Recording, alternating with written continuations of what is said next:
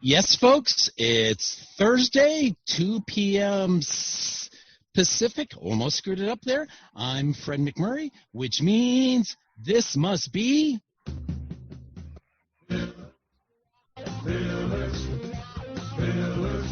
of franchising. Bevis of franchising.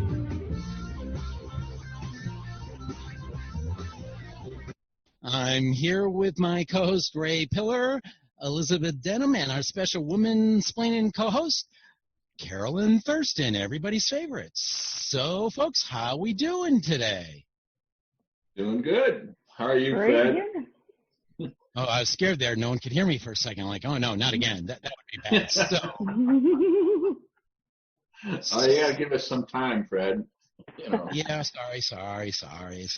What can I say? So, today is actually a kind of a history-making day for us, which I think it's actually almost perfect that Carolyn's here, because Carolyn was with us, if you remember, Ray, that first time we ever used Zoom in the background for, I think it was the first quarter of last year's Women in Franchising show, where we had great female guests, and I woke up in a cold sweat the morning, the night before, going, oh my God, how am I going to do this? So the fact that she's on today means it's good, because today we are going out to 6 or 7 new Facebook pages, a new Facebook group. We're going out to another YouTube channel. We're actually going out to Molly Maid Aurora-Naperville's okay. live. Yeah, Fred's on the ball. Two new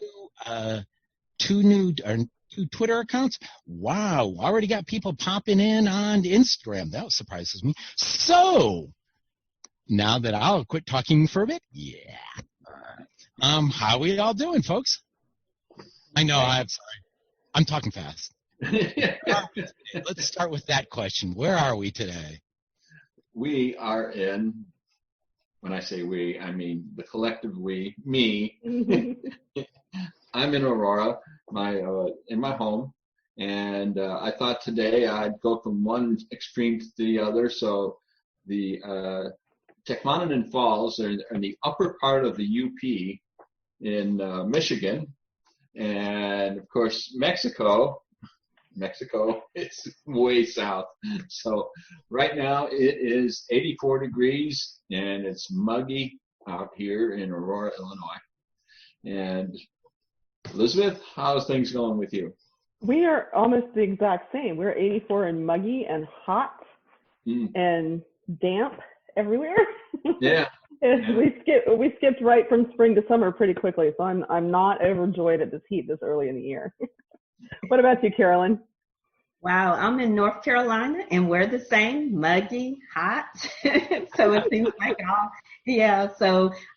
but overall sunshine every now and then, but all is well. Fantastic. Fred, what about you? Well, it's now called, we're in the June gloom. Central Coast. So actually it's only in the Pismo area right along the ocean, where you come through the little mountain pass and you're in bright sunshine. You come through the mountain pass and it's all of a sudden fog and low-lying cloud. We call it Ray weather. It's actual weather, which you rarely have. It's for what they call weather here. I mean, we know what weather's like, but for here it's there. But it's Ray weather out, but it's still, perfect hoodie weather. So I'm not sweating like Elizabeth is. Yeah, I think all of us are a little sweaty these days. Yeah. Not fun. So who we got as a guest today? Well, I will bring him on. And Ray, you want to do an intro? I'd be happy to. Great. So as soon as I see his picture, there he is. There we go. Hi, Jeff. I'd like to welcome Jeff Bevis, and he is the co-founder and CEO of FirstLight Home Care. And the other co-founder, is that your son? It is. All right. Welcome to the show. How's the weather? And where are you at? And how's the weather? We're in Cincinnati, Ohio. The weather is actually pretty nice. High 70s, sunny. Nice. We're going to send some doom and gloom over your way a little bit. So. Oh, that's okay. You don't have to share. It's all right. Yeah, you definitely don't want to be part of this. It's muggy here. It's terrible. And it seems like we just got rid of the cold, and all of a sudden now we've got the hot and humid. It's crazy. So, Jeff, tell us a little bit. You are this is a new franchise. You've been in franchising for a long time, and you and your son started this franchise, which is great. You keep it in the family. And tell us a little bit more about FirstLight Home Care. Sure. Well, yes, as you mentioned, I've been in franchising for over 30 years myself, 6 different brands, 5 different industries, and always looked at ways that brands could have improved or kind of made critical decisions, sometimes good, sometimes not so good, and had the opportunity just right at 10 years ago now to start FirstLight Home Care from scratch with my son. I had always wanted to be in business with him. We thought really, given my franchising background, that we would be franchisees, quite honestly, but had been in the home care industry previously and had led another brand there, was very successful, felt that there was still an opportunity to bring kind of a new day, a new dawn, a new approach to the industry. And just kind of the stars aligned in late 2009 to start FirstLight Home Care. We did that in hindsight in a very risky fashion. We have no corporate operations at all. We were just so convinced that we knew franchising and knew the home care model and had a different idea, a different approach. So after going heads down for about 6 months internally to build out the infrastructure and all the supplier, provider partner, and operating systems, started franchising in June of 2010. Wow. Well, congratulations. That's Thanks. Quite an effort. There's a lot of work in the background. A lot of people don't realize the franchisor has a lot of things to do before they can even kick anything off. Right. So, Elizabeth, you got...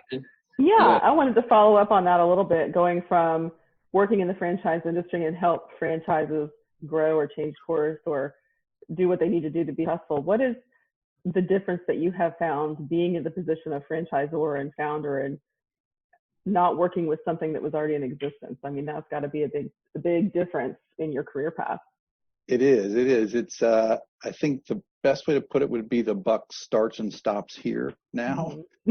Previously, although I was executive vice president, kind of the number 2 guy at a couple other brands, it didn't really stop with me. Now here, ultimately, all of the decisions rest with us. We certainly have a great team and have shared responsibilities across that team. But I think the biggest difference, Elizabeth, has been everything really starts and stops here.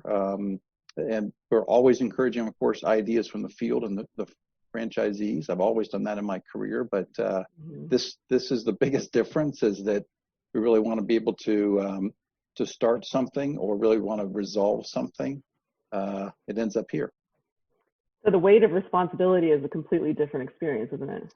It really is. It really is. Is that something that you find challenging, or do you thrive on it? You know, I think I probably thrive on it, as crazy as that may sound. I've always been a bit of a kind of a change focused type of person. I like to enable change, and certainly positive change, or to recover from negative change. So I like the strategy. I like making the decisions. It has its ups and downs, but ultimately, yeah, I really thrive on that. Great. You're doing the right thing then, right? I think so. You're on the right path. I'm in Carolyn, the right what place. do you have done? Yeah, absolutely. Yeah, so I would like to ask, I always think it's great when families can work together. And how is it, or how has that working relationship been since you and your son are co-founders, right? You went into this together at the beginning. Can you just give us an idea of how that is working, how it's initiated? Sure. I think it has definitely evolved too now over almost 10 years as well. In the initial stages, I'm not sure he really realized how hard we would have to work. Having been through franchising in different kind of scenarios and life cycles in the past, I had told him, look, we're going to work harder than we've ever worked in our lives. It's a lot of the same things we tell franchisees, right? So I'm not sure he believed me, first of all, but I do think probably 8, 9, 12 months in, he realized, boy, that's exactly right. I think it has been extremely gratifying for both of us. It's everything we thought it would be, dreamed it would be, and actually more.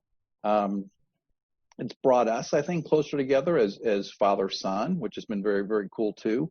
I think at times, because he's even said, hey, I kind of want my dad back, because he kiddingly calls me Foss, F-O-S-S, sometimes in different meetings, which is a cross, he says, between father and boss. And we laugh about that, but we also have tried to kind of make sure we maintain the family side of things and not just have business always going, whether we're here in the office or at home.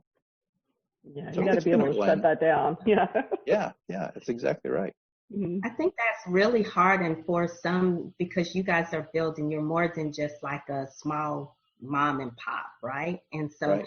I think what you're saying there about how he sees you as the boss, or how, people have to be able to recognize that. So thank you for bringing that point out as well.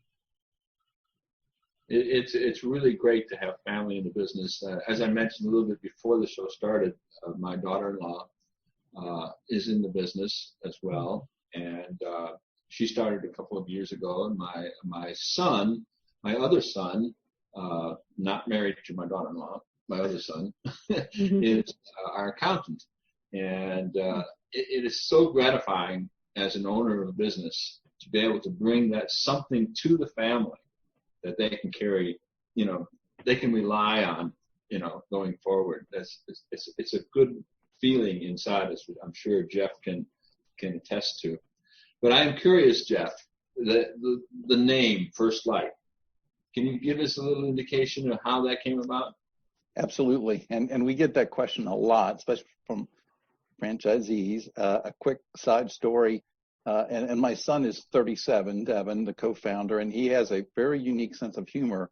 His usual quick answer is, well, we tried Last Darkness, but it was already taken, which is not true. But what we did was, we actually, the quick story here, we thought we had this nailed. Devin and I and my board of directors, 5 of us sat down. We had a list of like 10 or 12 names. We thought one of these has to be strong, has to work. We went through copyright, trademark types of searches. Pretty soon we went from 12 to 0. So where either the names were taken, partial taken, they were too broad. So then we thought, okay, maybe this is not as easy as we thought it was. We went to our ad agency at the time, because we had an ad agency that we contracted with in the early going to create all of our brand standards. They took us through a 6-week strategic thinking process. We met 3 times a week for 6 weeks, and they asked us things like, so, what do you want to be known for? What do you want to stand for? What do you want your brand or your mark to connote in the marketplace to consumers, to families, to clients, to employees? And we always said, want to be like a new day, a new dawn, new level of care to the industry. And so at the end of the 6 weeks, we had this unveiling. They had 3 brand marks, 3 logos, and 3 names, and just wanted us to really pick and match the 2 that we liked. And we talk about this now. I still need to go back to the files because we can't even remember the other two names or brands. It was like as soon as we saw the leaf and the sun, that's it. That's exactly what we were looking for. And as soon as we saw the FirstLight name, that was the right match. So we've got a little bit of a faith-based foundation there as well that we're very, very proud of. But that's our story. It's not real sexy. It's not real, flashy. But and it took us a heck of a lot longer. Excellent. That's great. Yeah, I like it. That kind of always harder than you think it's going to be because you have to identify yourself in 3 words. Yeah. And yeah, it's hard right. to drill that down, but I think that process helps a lot in identifying who you are, and you can articulate it in a sentence or a few words, and then the brand evolves from that. I think it's, some people don't take the time to do that. They just slap something up there, but yours comes from your core values, it sounds like, which is very true. That's exactly right. Yeah. So speaking of that, tell us about FirstLight Home Care. What makes you different? What are your core values? And what are your goals in terms of service? Sure. So there's quite a few things that set us apart, quite honestly. We from the very beginning said we want to be different in our approach, and that's not saying that the home care industry is a bad industry. It's obviously not. As an industry, we provide great service and make a real difference in people's lives every day. But we feel that the industry lacks service standards and lacks accountability. So from day one, we said we're going to set ourselves apart by measuring client satisfaction in every office every quarter. We're also going to measure caregiver retention, caregiver turnover. And that's something that in our industry, Carolyn knows this well, caregiver turnover is a real challenge. It runs an average of 80% right now in the industry annually. And we feel that is a direct correlation to client satisfaction, why most brands don't measure client satisfaction, because their caregiver turnover is so high, they know the clients are not happy. So points of differentiation for us, Elizabeth, have been from day one, the client satisfaction measurement. And we can tell at any given time, for instance, right now, year to date, at least through the first quarter, we were at 96.1 client satisfaction as the entire system. We know what that is in every office, every quarter. The franchisees believe in it and see the difference it makes. Because the client satisfaction is so high, it's really a product of our caregiver turnover runs about 22% as opposed to the industry at 80%. So then that correlates to saves our franchisees money and their recruiting and employment costs. Our technology platform sets us apart, quite honestly. Our approach to state licensure from day one was we were always going to help franchise candidates in their initial state licensure acquisition and also in renewals. And although that has become more of an accepted practice now in the industry, thankfully, that was not the practice 10 years ago. A lot of times brands just kind of farmed it out and said, you need to go find your license with a consultant at $10,000 and then come back. So those have been the more tangible differences, quite honestly. Our culture of care is a little more intangible, but we pride ourselves on that in the way we commit ourselves to our caregivers, what we call the Caregiver Bond, being the most important members of the team. We have a little 11 steps of service excellence and Caregiver Bond pocket card that we each carry around, and we encourage the franchise owners to carry those and to give those to each of their employees. That really helps build that loyalty and appreciation. And quite honestly, that's one of the biggest reasons I think why our caregiver turnover numbers are so low as well. Taking care of that culture. I think that's critically important. We need to take a quick commercial break. And then when we come back, Carolyn, you're up. All right.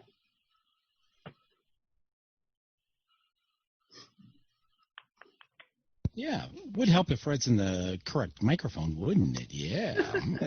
So we want to thank FeedSpot for ranking us in their top 20 podcasts you must follow in 2020.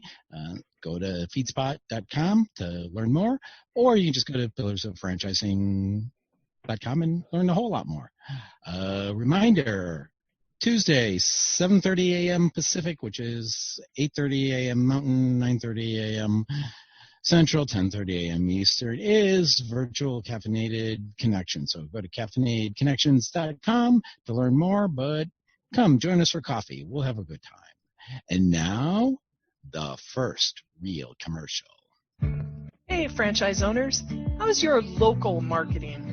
Do you feel like you could use some help keeping up with your social media posts and comments and reviews? Do you wonder if you could be doing more to attract local customers? Are you able to identify new movements to your local area? At Westvyne, we help franchisees like you reach more local customers through digital marketing. With daily monitoring, creative content, ad placement, and customer data intelligence, we'll get your business in front of the people who want your products or services. We also work with franchisors who need an agency to handle the digital marketing for all of their locations. If you're ready to reach more local customers, give us a call at 805-265-5440 or visit us at westvyne.com. That's 805-265-5440 or westvyne with a Y.com. The Franchise Woman is a bi-monthly digital magazine that empowers women as they navigate the franchising industry by providing relevant news, tools, advice, and inspiration. We are a resource for women who are seeking to own their own businesses, improve their existing businesses, find creative solutions, and take advantage of franchise opportunities. We feature women in the business who best exemplify our ideals and have something to teach our readers. In addition to our exclusive articles relating to the female entrepreneur, we also feature brands that are geared for women. Women have become the fastest growing sector in business ownership and have become a powerful, influenceable force fueling the economy. The Franchise Woman will give you the news that is relevant to you to help you navigate the path of successful franchise ownership. By women, for women, and about women. We are the Franchise Woman. Join us today at www.thefranchisewoman.com. Take it away, Elizabeth, or I should say Carolyn. Okay.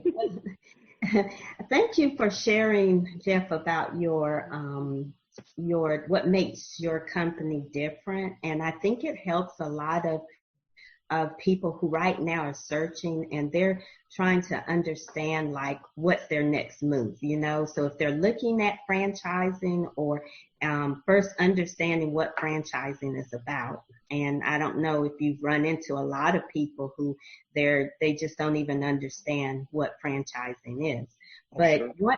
But once people find that out, and let's say they've always wanted to get into the home care arena, you gave a good idea of what sets you apart, what you guys actually do. But what about your franchisees when potential? What would you say on the FDD is like the most important things for a person if they're already at that step that they should really look at? What items on there would you want to point out to people?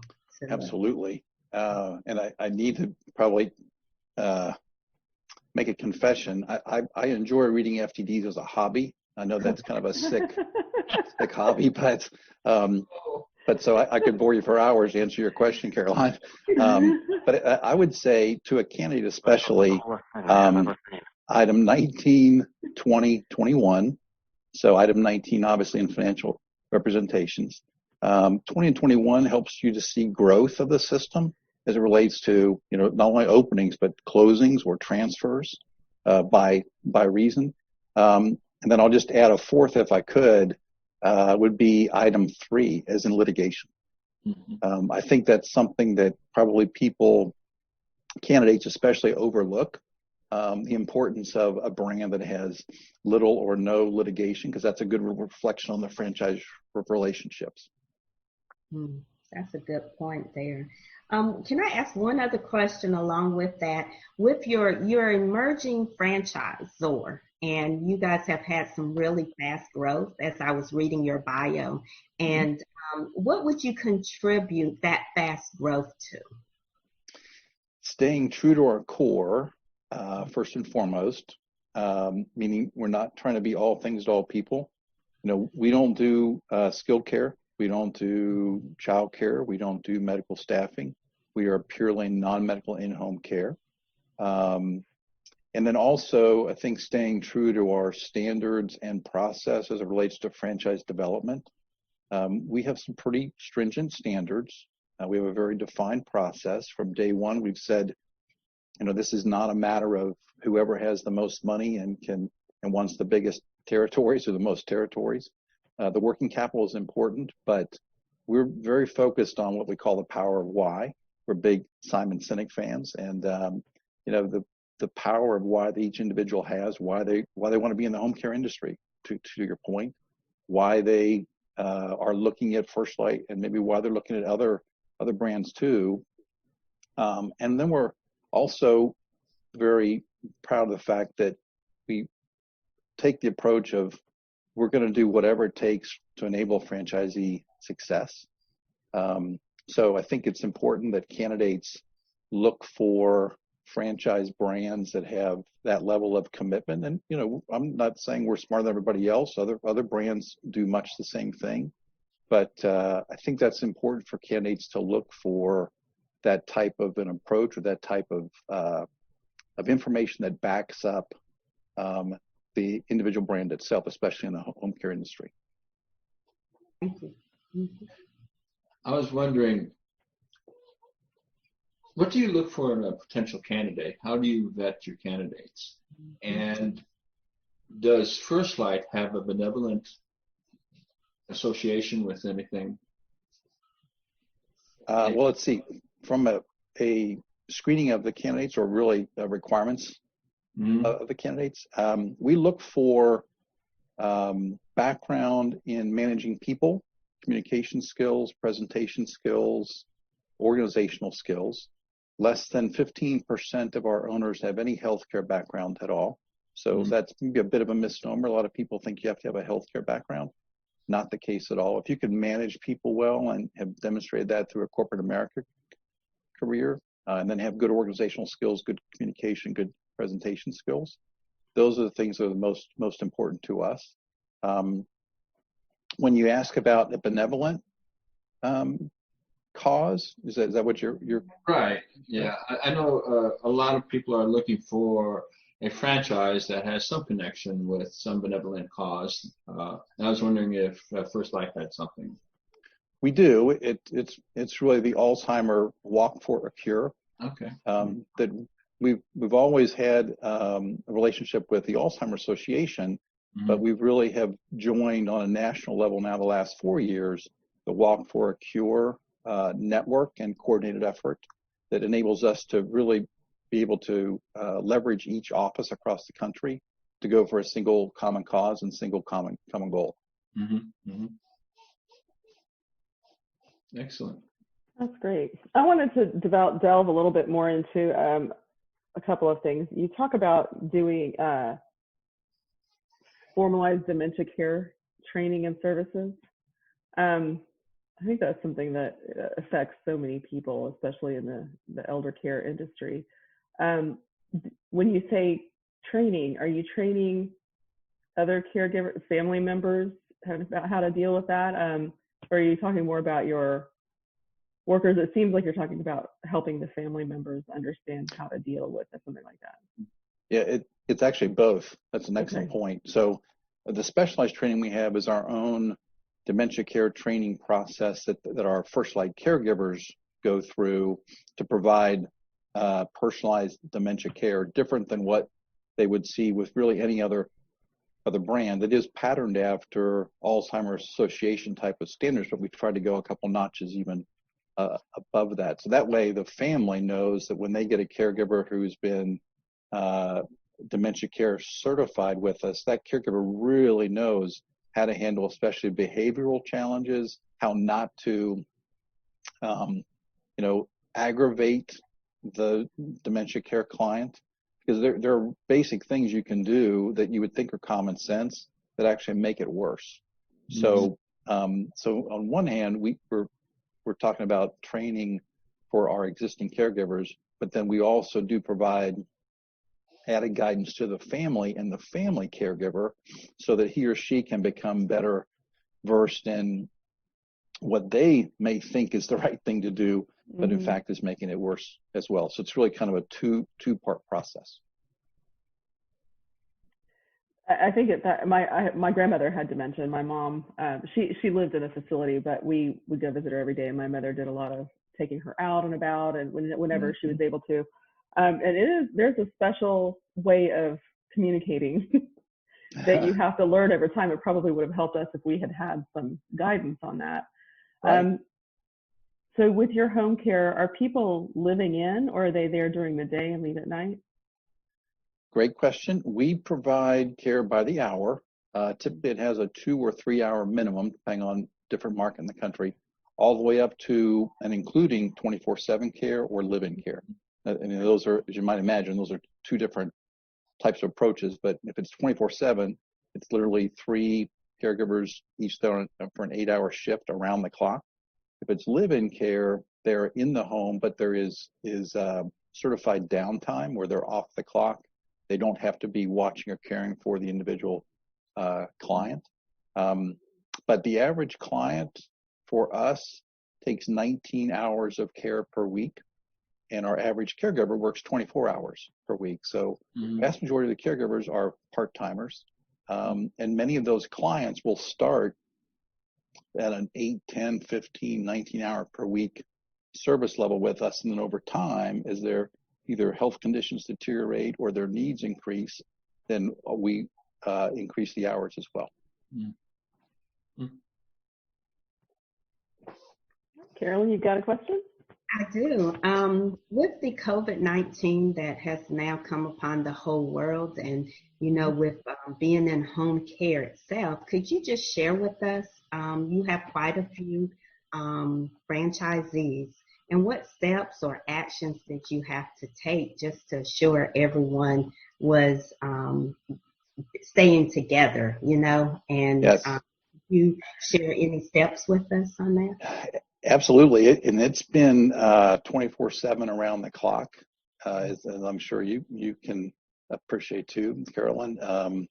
But the steps we took, literally March 17th, we created a task force cross-functional here across our team, and started conducting daily all system calls. So we had every weekday, with the exception of Thursday, we had a national call. They were typically an hour to hour and a half in length, but we would let them go longer if the franchisees had questions. We had them divided into legislative updates, financial updates, which included Paycheck Protection Program or EIDL guidance across the board, and then also clinical and PPE updates. So we were stockpiling PPE on behalf of the franchisees to give them an easier time to order PPE.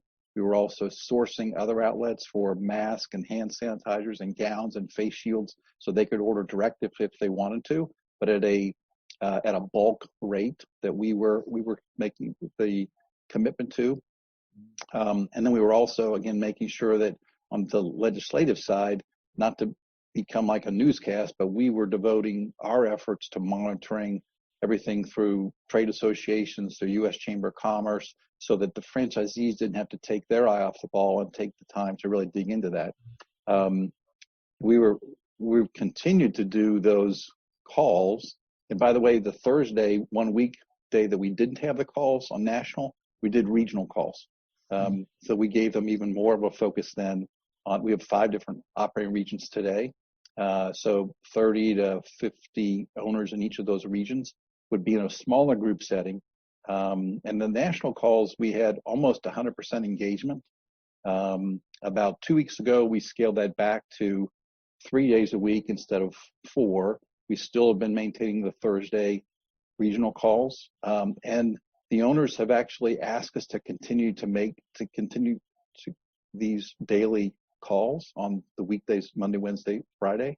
And they've asked us to continue to do the regional calls. So even though we have come out of a COVID-19 dip from a business standpoint, we're just finding still very high franchisee engagement.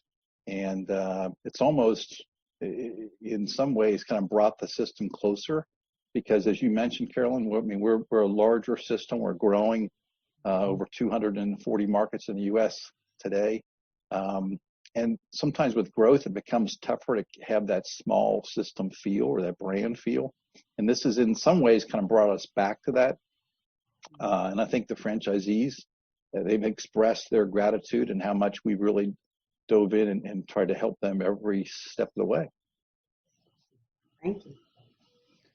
One of the nice things about the home service industry, the industry you're in, and home care, and in my case, Molly Maid, home service industry, is it's not necessarily recession-proof, but recession-resistant. So I've been in business long enough to go through the recession that we've had, and now the COVID-19, and I'm impressed, and the reason I want to bring this up is because potential franchise owners need to know that for whatever reason, people still feel they need this service. Mm-hmm. They need their home cleaned. They need to have their seniors taken care of. So, this is an important piece. And another thing I wanted to ask you, Jeff, is what does it take? What are you looking for a potential owner to have in the way of financials, and what is the cost to get into your franchise? Sure. Well, our initial franchise fee is $49,500. The additional working capital is $92,000 to $122,000 on top of the initial franchise fee. So not a high cost, high investment concept, obviously. And we are SBA approved. We're on the SBA registry. We do have a minority discount. We have a veteran discount. So we really try to also have some flexibility to make sure we are giving every opportunity there. Mm-hmm. Mm-hmm. So over the course of your 39 years in franchising or in business, you can just say 30 plus, Elizabeth, if you want to. 30 plus, right? Yeah, I totally understand that concept. I mean, you have a lot of different experience from working in the industry as a support team member in terms of helping with and all that, and then becoming a franchisor yourself. What kind of advice do you give someone during a crisis like this to go forward and find success? I mean, I know sometimes that's not always possible, and I think that with experience comes wisdom and faith that things are going to get better. So if you're looking at someone who's newer to franchising, what kind of advice would you say based on the history of your career? Wow. I would say a couple things. First of all, you cannot communicate too much. Mm-hmm. So whether it's a franchisor or franchisee, keeping that communication going both ways, back and forth, mutual, because again, you can't over communicate. No question's a bad question.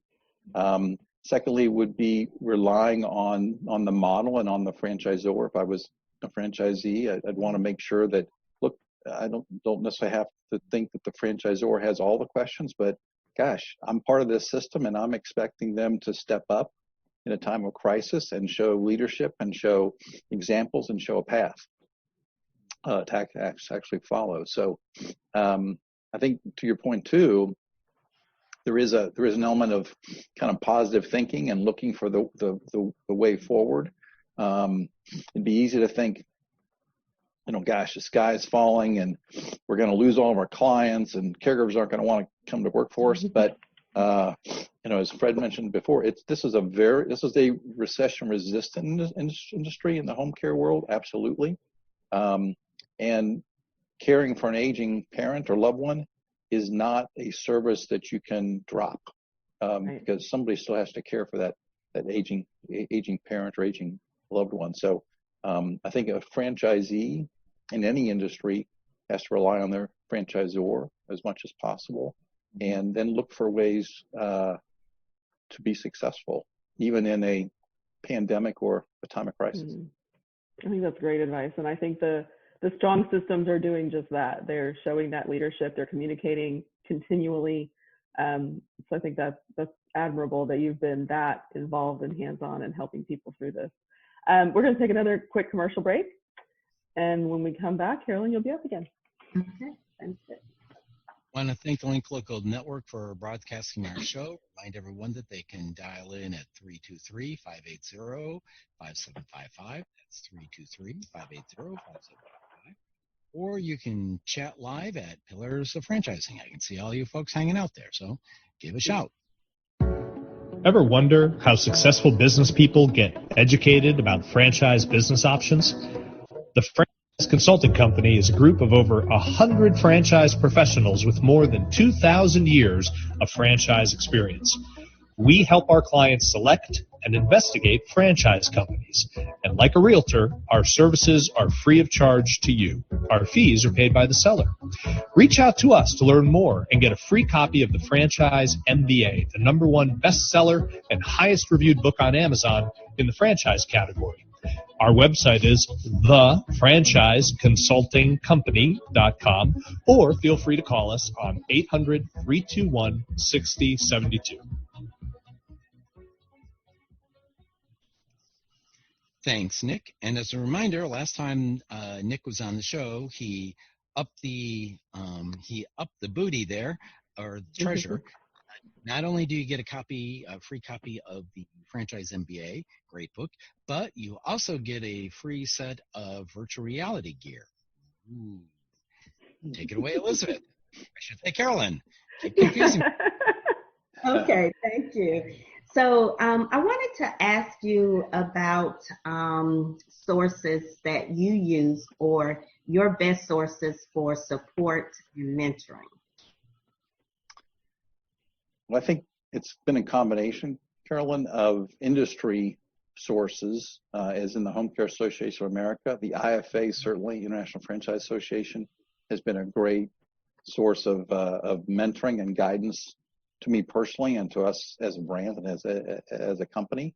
I do enjoy the mentoring aspect of this now too within the HCAOA, the Home Care Association of America, in helping new emerging franchise brands or just independents.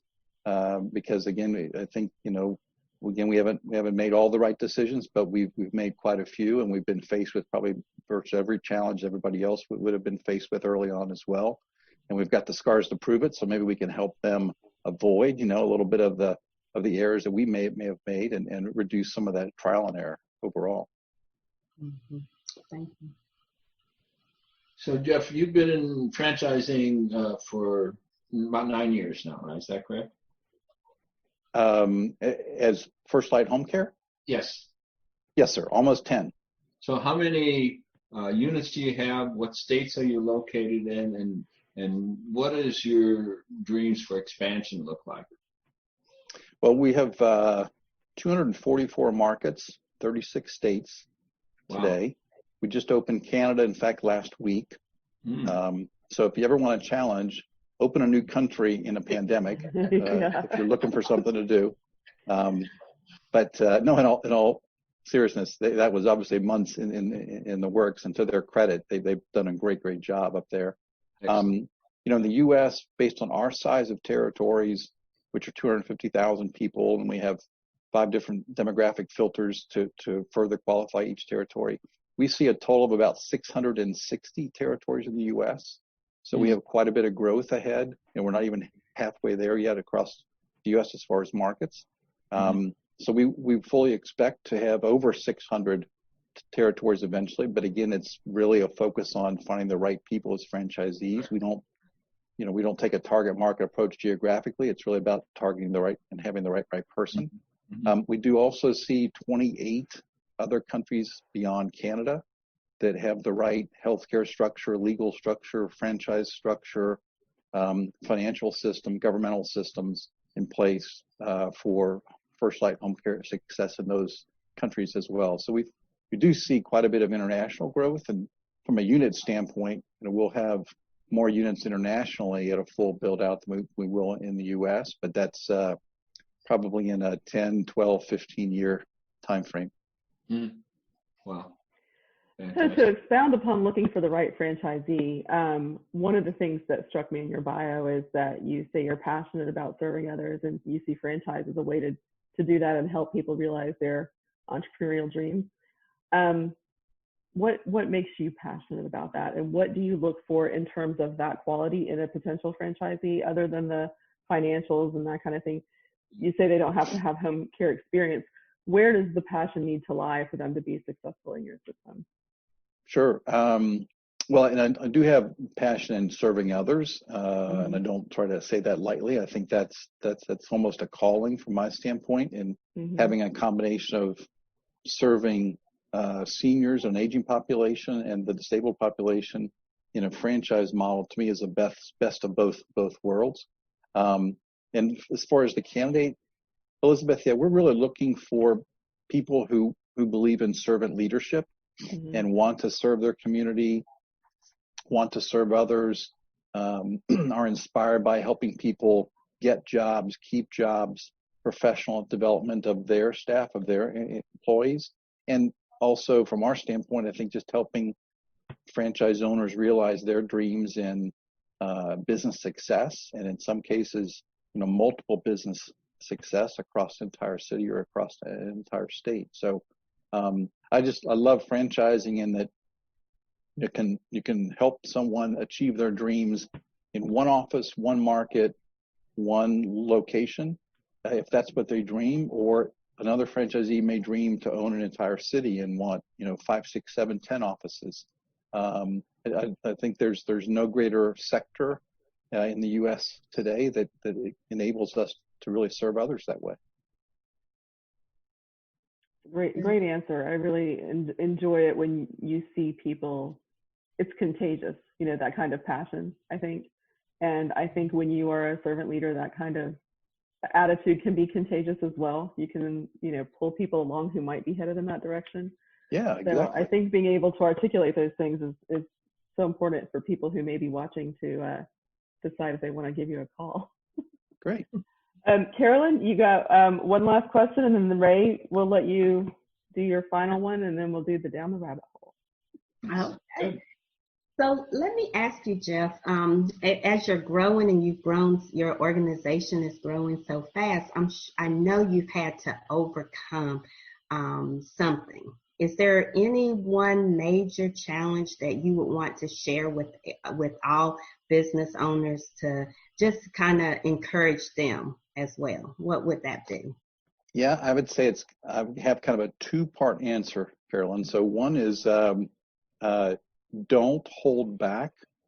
You have to believe in yourself, believe in your dream, believe in your goals, and don't take no for an answer. I think first and foremost, it's got to start with you. If you're a franchisor founder or a franchisee founder, no one else is going to be your biggest fan. It has to start with you first and foremost.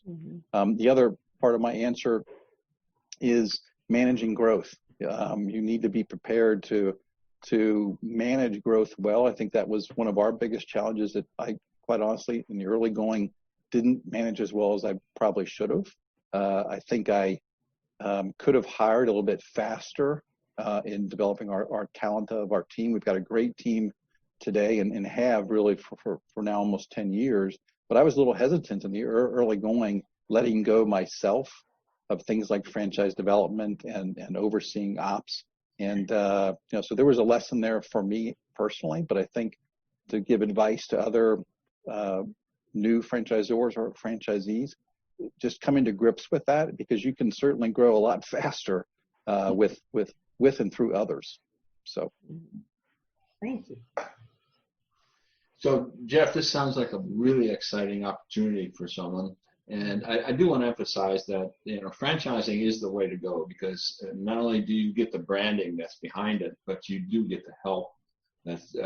And I know in the case of Molly Maid, we help each other both locally and across the nation. And it's a fantastic way to do business, because if you are stuck with anything, you can simply ask somebody. So if someone is interested in your opportunity, what is the best way they can get a hold of you? Best way would be to go to our website, either FirstLightHomeCare.com or FirstLightHomeCareFranchising.com.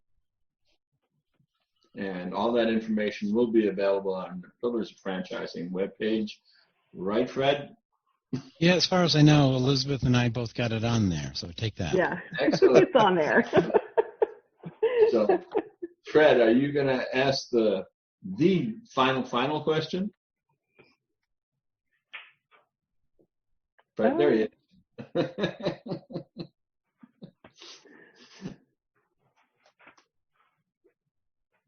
Can't hear you, Fred. I hate that. So, are we all ready to go down the rabbit hole? Sure. I love it. So, today's rabbit hole question. Recently, the Navy declassified and confirmed several pieces of gun sight camera footage of UFOs and acknowledged that they had no clue what they were and no way to stop them. So, assuming that these UFO incidents were really the start of an alien invasion, then how will FirstLight help thwart the upcoming alien invasion? Absolutely. We would step up. We're ready to do it right now. Today, Fred, in fact, if the invasion started tonight, we would step up and take care of all the aging parents to free up more of the soldiers to combat the aliens. Fair enough answer. Good answer. Sounds good. We're ready. That makes us all happy. And on that note, Elizabeth, you want to take us out? I will take us out. Jeff, thank you so much for coming on. I think we learned a lot about your franchise system and about you. So good luck with your expansion. Keep us informed. If you have any big news, we can always have you back on. But we appreciate your time today. Thank you for having me. Absolutely. Thank you so much, Jeff. Thank you. Bevis, Bevis, Bevis, of franchising. Bevis, Bevis, Bevis, of franchising.